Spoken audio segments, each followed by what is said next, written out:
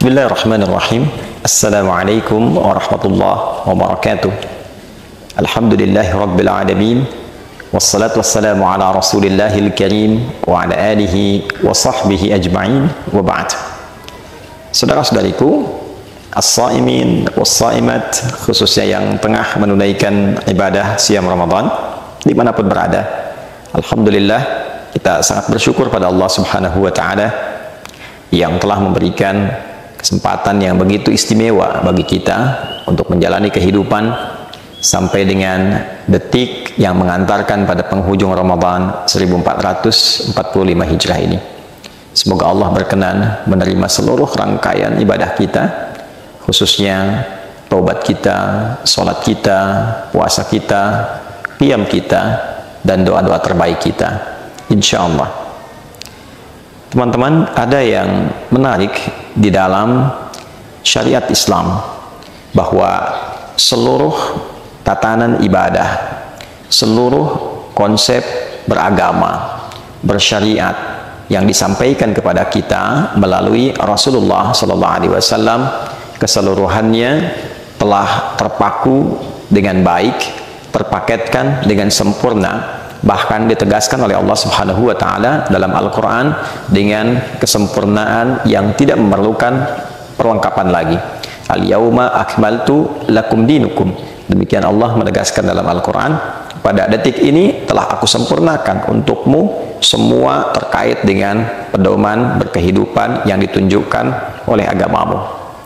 Untuk itu di dalam Islam kita mendapatkan pedoman dengan pakem yang jelas, baik itu terkait dengan ibadah ritual, sholat, dari mulai waktunya, bahkan cara menunaikannya, tidak ada satupun yang berbeda dari sejak itu disyariatkan sampai detik ini, sampai kapanpun kita kembali kepada Allah Subhanahu wa ta'ala. Cara kita membaca, bertilawah Al-Quran, tidak ada satupun yang berbeda, dengan seluruh riwayat dan cara membacanya diajarkan oleh Nabi Sallallahu Alaihi Wasallam. Kapan kita membaca dengan imalah, ada kemiringan seperti misalnya Bismillahi majreha, atau dengan riwayat tertentu yang menggunakan imalah. Kapan kita membaca panjang, kapan kita membaca pendek, kapan kita bisa berhenti, semuanya diajarkan dengan jelas, sehingga kita mendapati pakem yang selaras dan sempurna dari mulai timur ke barat, dari mulai tatanan benua dari manapun, Asia, Afrika, Eropa, Amerika, dan yang lainnya, semua memiliki satu kesamaan, keseragaman dalam interaksi dengan Al-Quran.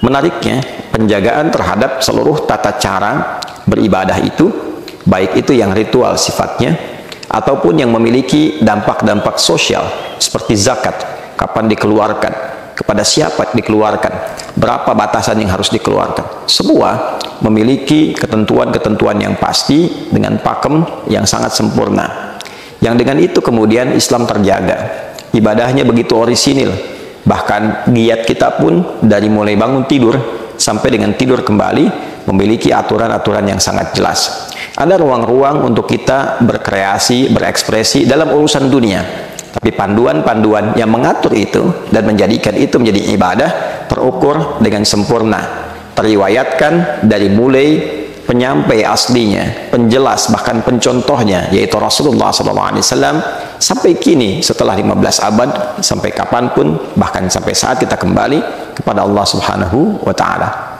Penjagaan dari semua ajaran itu, yang selain menunjukkan kebenaran ajaran Islam, mustahil ada satu ajaran terjaga dengan sempurna dari kitabnya, dari tata cara ibadahnya, dari interaksinya, dari mulai diajarkan pertama, melintasi ruang, waktu, zaman yang berbeda, tantangan yang tidak sama, dan masih serupa, mustahil ada karya manusia. Itu menunjukkan kebenaran risalah Islam.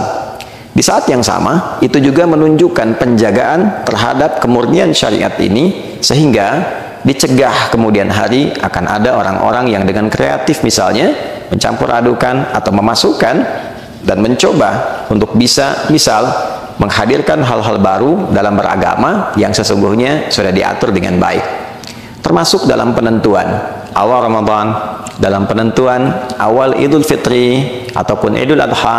Masya Allah, kita mendapatkan petunjuknya.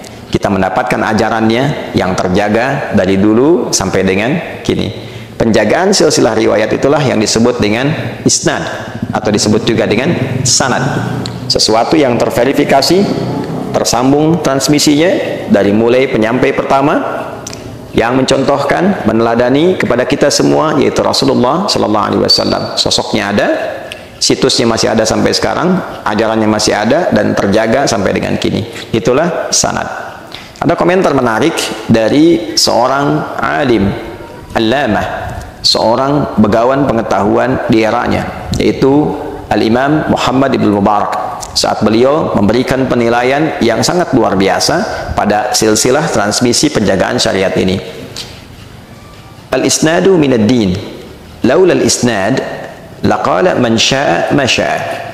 Isnad itu silsilah transmisi penjagaan riwayat sampai kini, sampai kapanpun, itu bagian yang sangat penting dan pokok minad din, dari agama, dari ad-din, dari Islam. Laulal isnad, bila tidak ada pola penjagaan seperti ini, laqala man syaa ma syaa. Tentu setiap orang bisa berkreativitas, ingin mengatakan apa yang dia kehendaki tentang apa yang dia inginkan. Itulah yang menjadikan Islam begitu istimewa. Tidak ada orang kreatif menunaikan sholat subuh dari 2 menjadi 3 misalnya, atau dikurangi 1, atau dari takbir langsung sujud, bangkit lagi langsung ruku. Tidak ada. Semua teratur, semua terukur. Itulah sanad. Pun demikian ketika kita akan memasuki bulan suci Ramadan, ada aturannya. Diberikan 2 tata cara. Yang ingin mudah, yang bisa menjangkau di titik-titik yang bisa dilakukan, silahkan melihat, namanya ru'yat. Kapan hilal muncul? Di akhir bulan, begitu tenggelam kemudian matahari, dilihat. Jika terlihat hilal di akhir bulan, setiap tanggal 29 dari bulan-bulan Hijriah, muncul hilalnya, maka bisa dipastikan keesokan harinya adalah hari baru di bulan yang baru. Bila tidak tampak, genapkan. Bilangan bulan itu menjadi 30, lusanya adalah hari baru, bulan baru. Jika punya kemampuan, Anda bisa menghitung, diukur, dilihat, dicek sampelnya, dan menjadi penanggalan-penanggalan yang terukur. Itulah yang disebut dengan hisab. Dulu orang sholat juga meruyat, ruyat bayangan matahari, tanam tongkat, lihat ukuran seperti ini, tibalah waktu zuhur. Yang demikian ini asar, yang begini maghrib sampai dengan selesai. Sekarang kita alihkan itu kepada hitungan-hitungan yang terukur dengan presisi tinggi, maka lahirlah ilmu hisab. Sekarang orang tanya, jam berapa sholatnya? Sekarang orang tanya, kapan sholatnya? Orang tidak bertanya bagaimana menanam tongkatnya dan melihat bayangannya. Intinya, bisa dilakukan dengan ru'yat, bisa dilakukan dengan hisab. Dua-duanya dalilnya ada. Ayat tentang itu juga ditemukan. Hadis, isyarat, bahkan praktek, itu semua juga bisa disaksikan. Praktek ru'yat ada, dan menunjuk kepada hisab pun isyaratnya kita temukan. Dua-duanya bisa dilakukan. Dan keduanya menjaga kita konsisten dalam turunan syariat. Jadi menutup peluang untuk kreativitas, menutup peluang untuk inovasi di luar titik itu. Inovasinya sudah ada. Inovasi pengembangan teknologi untuk membantu kepada ru'yat. Kita dapat teropong yang mengakses dan melihat sehingga presisinya bisa tinggi. Inovasi pengembangan untuk hitungan secara digital. Kita temukan hitungan-hitungan digital dengan cepat. Sekarang kita punya pola hitung yang sekali kita klik menunjukkan angka yang presisi. Itu di dunia hisab. Jadi inovasi itu hanya untuk menjadi instrumen dalam menguatkan perangkat-perangkat hukum yang sudah ada. Oleh karena itu, hal-hal yang muncul di luar pakem tadi, itu yang disebut sebagai kreativitas yang tidak dibenarkan, atau dalam bahasa agama disebut dengan bid'ah, yang dimunculkan hanya kehendak semata, yang dimunculkan karena keinginan semata di luar pakem yang sudah ditetapkan.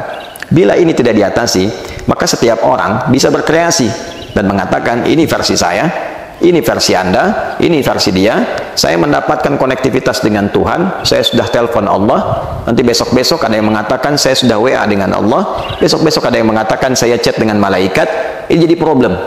Karena itulah kemudian penting ada batasan, penting ada aturan untuk menunjukkan satu bagian dari kebenaran. Bukan perkara kita tidak perlu mencela, kita dijamin oleh undang-undang. Betul, pasal 29 ayat 2, negara menjamin kemerdekaan tiap-tiap penduduk untuk memeluk agamanya masing-masing dan beribadah menurut agama dan kepercayaannya itu.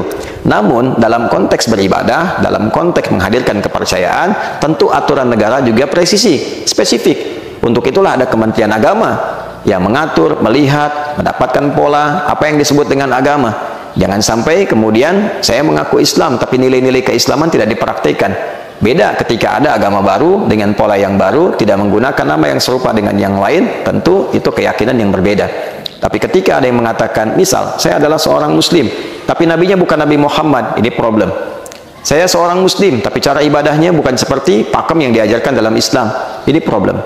Karena itulah, penting bagi kita untuk belajar kembali, kemudian penting bagi kita untuk mendapatkan rujukan-rujukan yang valid, yang dengan itu kita bukan hanya nyaman dalam beribadah, tapi juga benar. Sekali lagi, bukan perkara jangan saling mencela, jangan saling menyoal, jangan saling menyalahkan. Tidak ada yang perlu saling menyalahkan kalau tidak ada salah.